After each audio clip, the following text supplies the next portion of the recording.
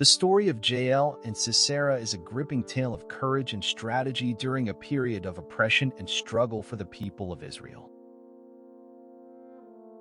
The book of Judges describes a tumultuous period in Israel's history, where the people lived in a cycle of apostasy, oppression, repentance, and deliverance.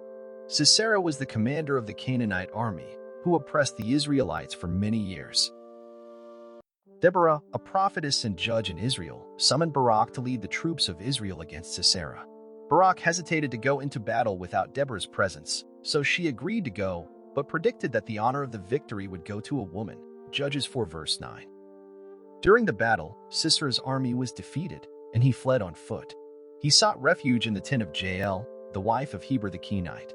Jael invited Sisera to enter, and while he slept, she killed him by driving a tent peg through his temple with a hammer and tent peg. Judges 4 verse 21. When Barak arrived in search of Sisera, Jael showed him the corpse, thus fulfilling Deborah's prophecy. Courage and obedience to God. Jael demonstrated courage by making a bold decision and obeying God's guidance to deliver Israel from the oppression of the Canaanites. Trust in God's providence. Jael's story reminds us that God can use unlikely individuals to accomplish his purposes and bring deliverance to his people.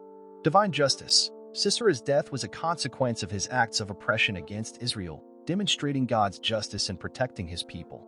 Fulfillment of prophecy. The fulfillment of Deborah's prophecy about victory being handed to a woman highlights God's faithfulness in fulfilling his promises. The story of Jael and Sisera reminds us that God can use ordinary people to accomplish extraordinary feats in his redemptive work. We can learn from Jael's courage, obedience, and trust in God's providence, even in challenging circumstances. May we trust in God and be willing to act when he calls us to serve in his work.